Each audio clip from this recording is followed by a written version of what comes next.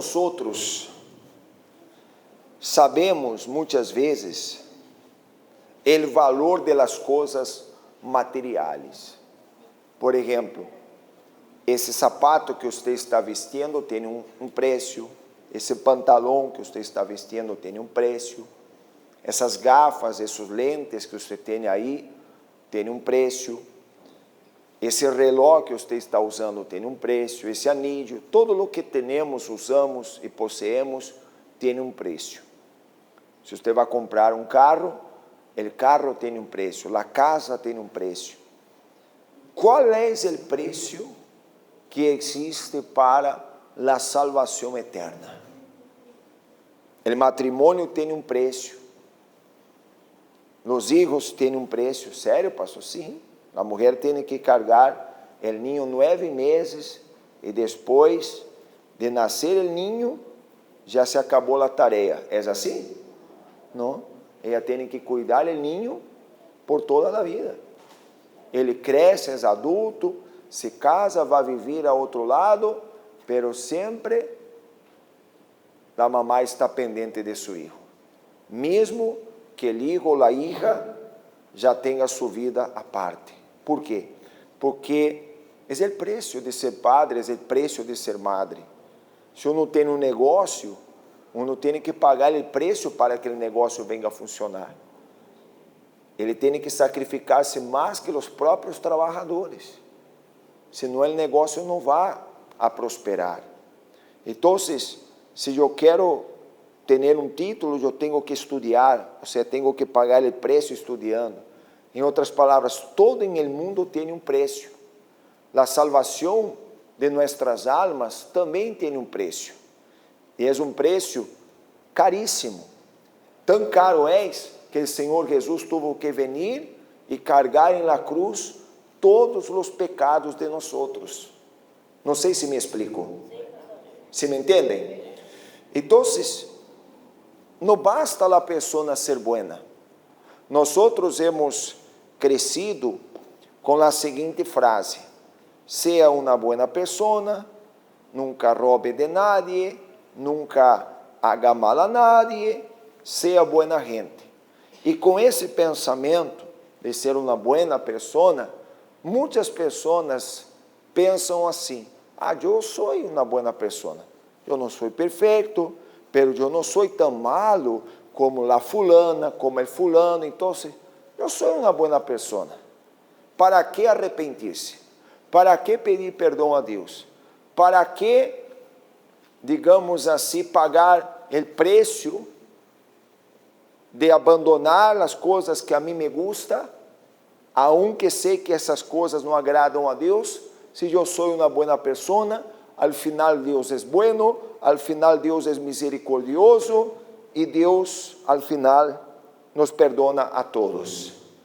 E esse pensamento, essa mentira, inclusive, ha estado na mente de muitas pessoas. E por esta razão, muitas pessoas não se rindem de hecho e verdade para Deus, não pagam o preço da salvação, que é abandonar o mundo, rechazar aquilo que não agrada a Deus para caminhar com Deus. Então, todo na vida tem o preço, e a salvação tem esse preço, o preço de a pessoa abandonar o mundo e viver para agradar a Deus.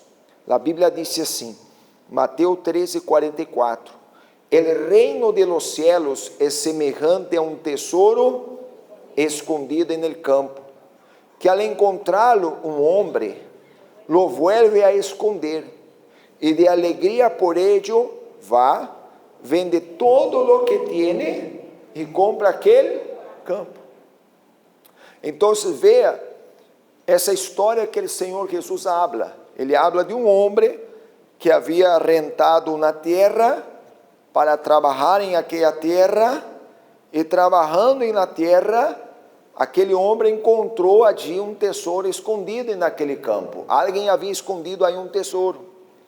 E ele, surpreendido que isso, foi allá, vendeu todo o que ele possuía e juntou o dinheiro para comprar aquele campo, porque sabia que naquele campo havia um tesouro que era mais valioso que todo aquilo que ele possuía. Compreende, sim ou não? Aquele campo não era de aquele homem, mas ele pagou o preço para ter aquele campo, porque ele sabia que naquele campo havia um tesouro enorme. Um jovem, uma vez, se acercou a Jesus e disse assim: Senhor, que tenho que fazer para ser salvo? E o Senhor disse: cumpre os mandamentos. E o jovem disse: eu já he cumprido os mandamentos desde minha niñez. Mis papás me educaram assim.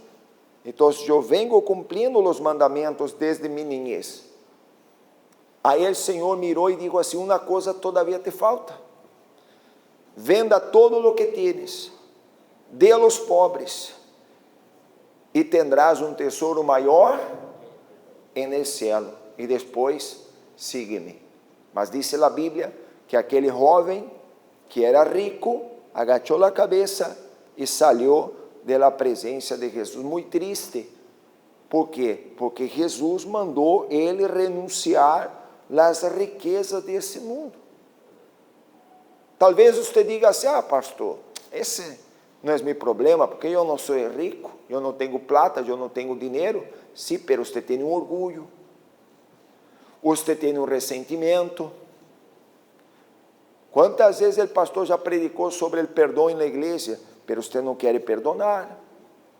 Você talvez tem uma amistade que te aparta de los caminhos de Deus, você não quer desagradar aquela amistade, então aquela amistade é o tesouro.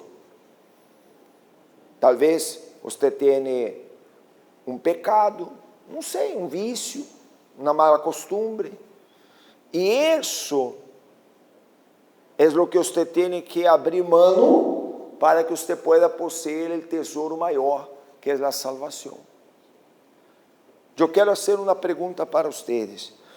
Quando vocês colocam a cabeça na almohada e vão a dormir, vocês estão seguros de sua salvação, de la salvação de suas almas? Pensa.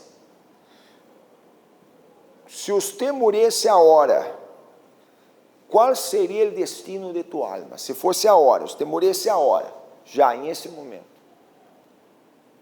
Você for a morir agora, qual seria o destino de sua alma? Se você quedou na dúvida, é porque você não está salvo todavia. Então, por isso, nós queremos fazer acá, agora, um chamado à la conversão, um chamado à la entrega, um chamado ao arrependimento. A Bíblia disse que sem arrependimento nadie verá ao Senhor. Quando a Bíblia diz nadie, é nadie. Então, se a pessoa diz, eu não tenho de que arrepentir-me, então ela nunca verá ao Senhor. Porque sim, todos temos algo por arrepentir-se. Eu tenho, vocês têm, todos temos. Então, eu quero fazer a oração e quero fazer um chamado para você que disse: eu quero entregar-me a Deus de verdade. Eu quero ter paz em minha consciência. Quero ter esse maior tesouro, que é a salvação eterna. E esse tesouro se chama Espírito. Como se chama? Espírito Santo. O tesouro tem nome. Se chama Espírito Santo. Quando o Espírito Santo entra, a pessoa encontrou esse maior tesouro. Encontrou o tesouro. Pero cuidado. Cuide desse tesouro. Porque há um ladrão querendo roubar-te esse tesouro. E esse ladrão se chama Satanás. Tome muito cuidado. Não é porque você tem o tesouro que você já está garantizado. Toda pessoa que tem riqueza, toda pessoa que tem algo de valor, cuida aquilo. Mas sabe qual é o problema de muitas pessoas na igreja? Elas não sabem o valor de sua alma. Não sabem o valor da salvação. Por isso que não se preocupam com a salvação de suas almas. Se eu tenho aqui esse relógio, esse reloj aqui não vale muito, mas supongamos que esse reloj valga milhões de dólares. Se você não sabe o valor que ele tem, você lo mira assim, um reloj comum, porque você não sabe o valor. Agora, se eu levo esse reloj a um relojero, e o relojero vê que esse reloj vale milhões e milhões, ele saberá o valor do reloj. Por quê? Porque ele sabe que é o que ele tem na mão. Se eu agarro esse reloj aqui e dou na mão de uma pessoa que não sabe o valor que tem, a pessoa vai dizer, um reloj. Mas se vale milhões, já adelanto que não vale milhões, né? Pero se valera milhões, uma pessoa que não conhece, não sabe o valor de um reloj, ela disse, e lo botaria por aí, sem saber que está botando um tesouro. Quem compreende o pastor? Assim muitos tratam sua salvação, não dando o devido valor a sua salvação.